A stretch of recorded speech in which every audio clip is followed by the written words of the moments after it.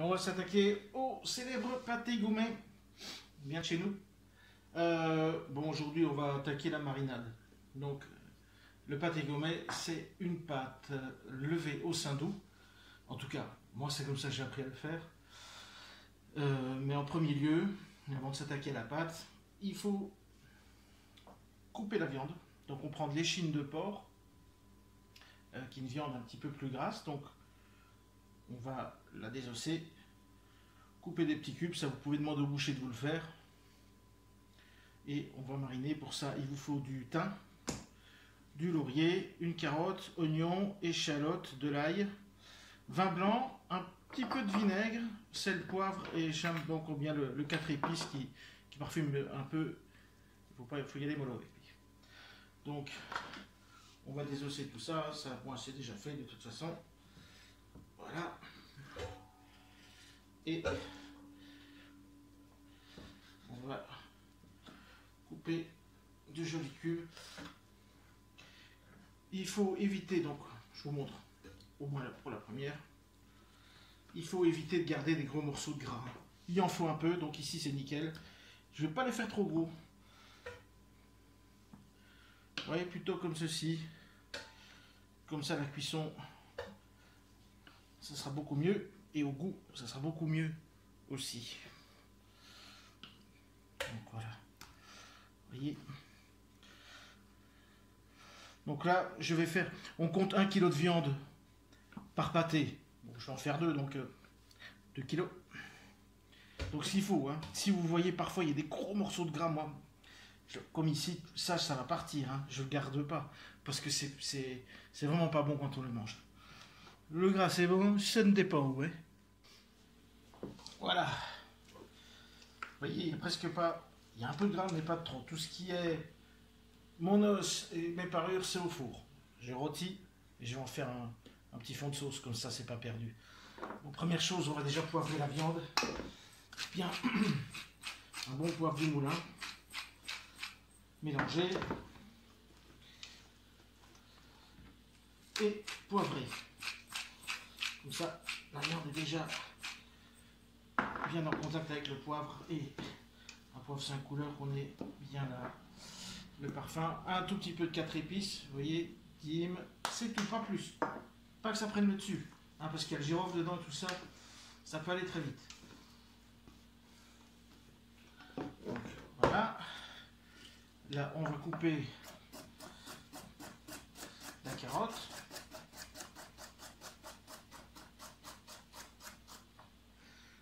On la met dedans. Alors le laurier, je lui mets une petite trace dedans pour qu'il diffuse mieux. Oignon, on va couper pareil.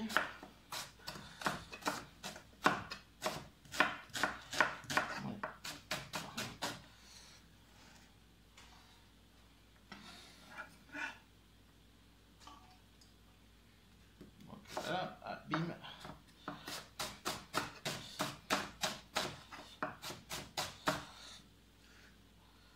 L'ail, un petit coup de couteau dedans.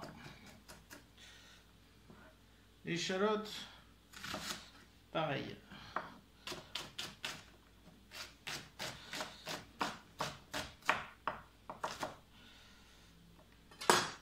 Hop, une petite corne. On met cela.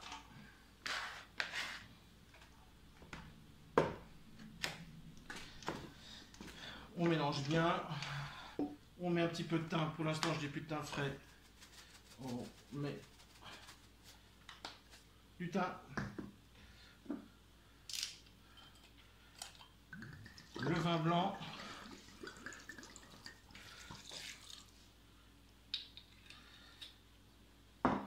Et un tout petit peu de vinaigre.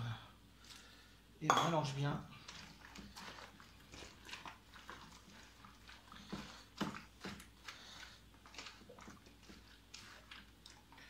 Un tout petit peu de sel. Ici, un sel aux herbes, un sel de mer. Un sel iodé, c'est toujours meilleur. On va mettre un papier film et au frigo pendant 24 heures. Donc j'ai bien laissé mariner ma viande. J'ai mis pour être sûr qu'elle ait plus de goût, donc 48 heures. Ça sent très bon. Donc on va passer à la pâte. Donc pour faire un pâté gourmet, ma maman et chez moi on m'a appris à faire une pâte levée au saindoux tout simplement. Donc pour ça il vous faut 600 g de farine, 150 g de saindoux, 1 décilitre de lait, 2 œufs, une pincée de levure chimique, 2 cuillerées à café de sel et 75 g de levure fraîche. On met directement dans le lait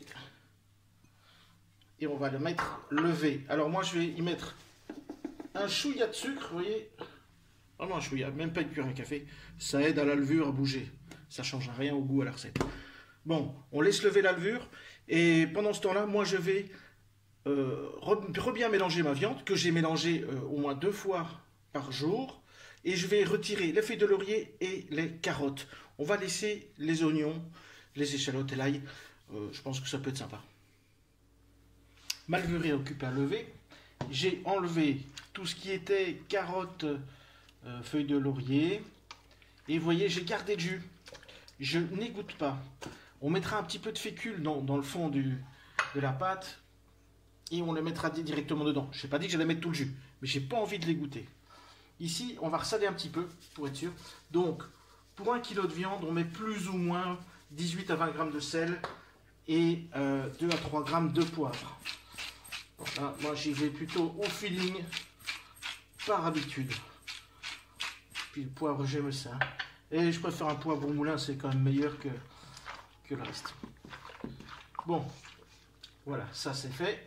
Vous voyez, on laisse bien encore comme ceci. Et on va attaquer la pâte tout de suite. Pour la pâte, il n'y a rien de compliqué, hein, on met tout dedans. Donc la petite pincée de levure chimique, le saindoux,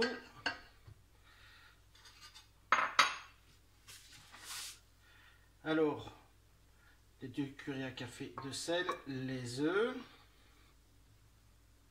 et notre lait avec la levure qui a déjà levé. Et on va mélanger tout ça tout simplement.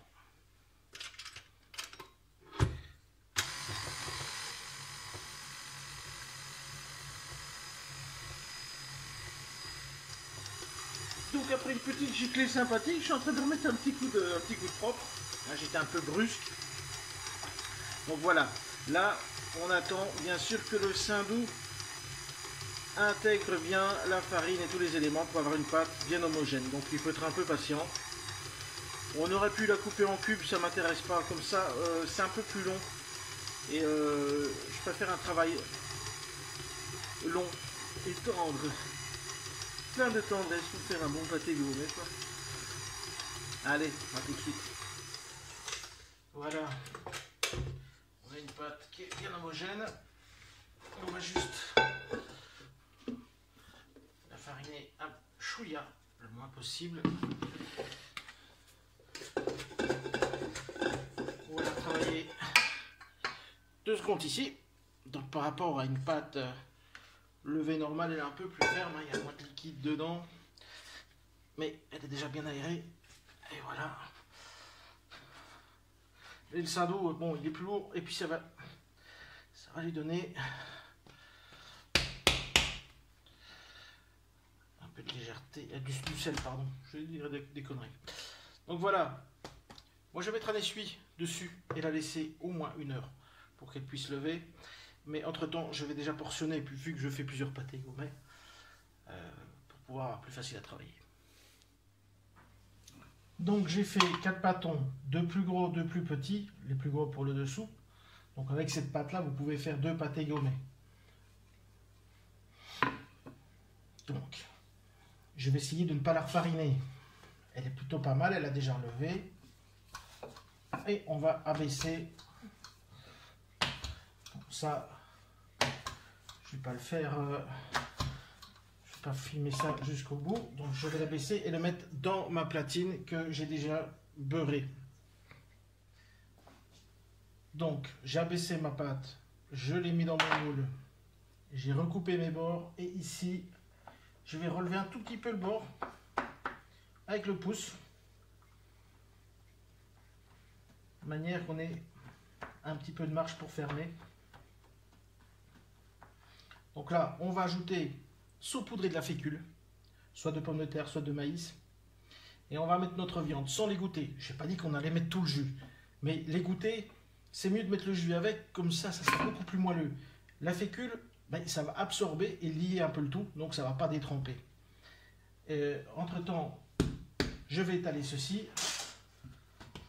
Et on va emporte-piécer pour arriver avec notre couvercle dessus qui soit propre, net. Alors, on a tout. On a la pâte, on a l'autre qui est ici. Donc le couvercle, c'est ça l'autre. On prend une cuillerée de fécule et on va tamiser dans le fond.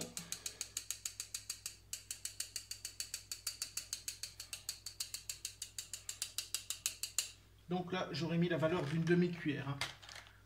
Donc, comme ça, vous le voyez bien. Ici, on reprend notre viande. On mélange bien, de manière que la marinade se mette bien tout autour. Donc, vous voyez, il n'y en a pas énormément. Donc, ici, on va mettre la viande.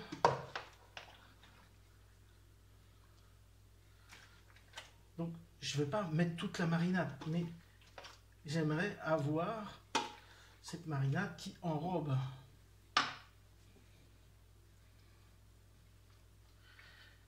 Et manière de bien charger aussi mon pâté gourmet. Hein.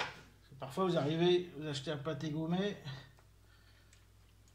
et puis on se sent un peu lésé quand on voit qu'il n'y a presque pas de viande dedans. Voilà, j'ai partagé mes viandes là.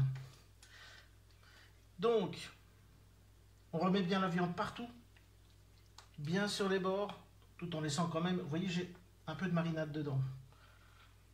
Ça rendra votre pâté gourmet beaucoup plus moelleux. Donc là, un pinceau et de l'eau. On mouille bien ici. L'eau va permettre, c'est mieux que le blanc d'œuf, que l'œuf entier d'œuf entier. Et là, ça sera pour dorer. Donc, on va prendre notre pâte. Bon, elle a un petit peu rétréci. On lui redonne un petit coup. Bim.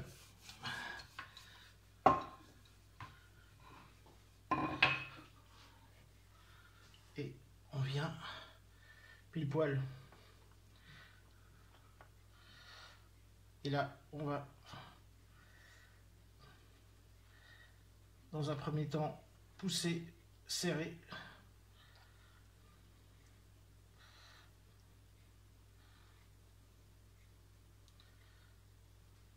Refermer.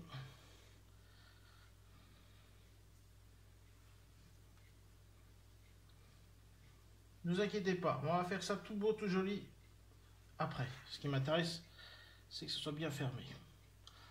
Donc,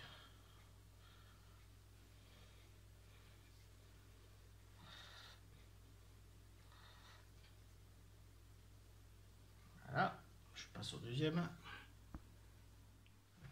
Voilà, alors comment on rentre les bords plutôt jolis? On va remettre ici vos doigts à l'intérieur et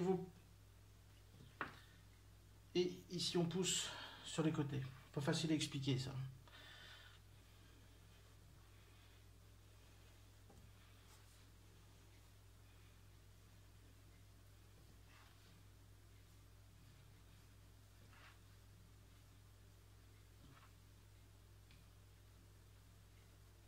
Voilà.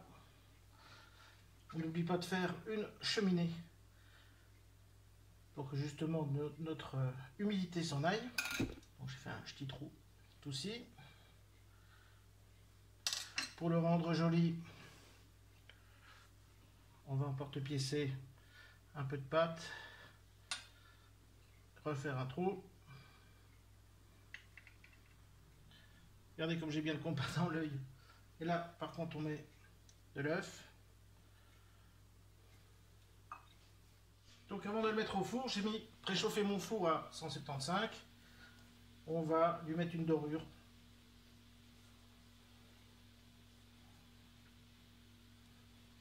Vous pouvez faire des petits dessins avec le reste de votre pâte pour faire un petit décor. L'important c'est d'avoir la cheminée afin d'évacuer le trop plein d'humidité.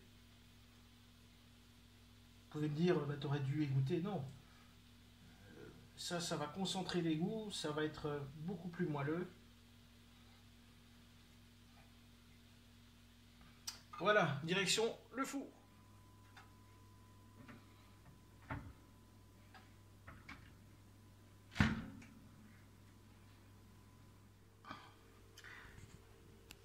Alors, il a eu 1h30 de cuisson à 175 degrés et il m'a l'air plutôt pas mal.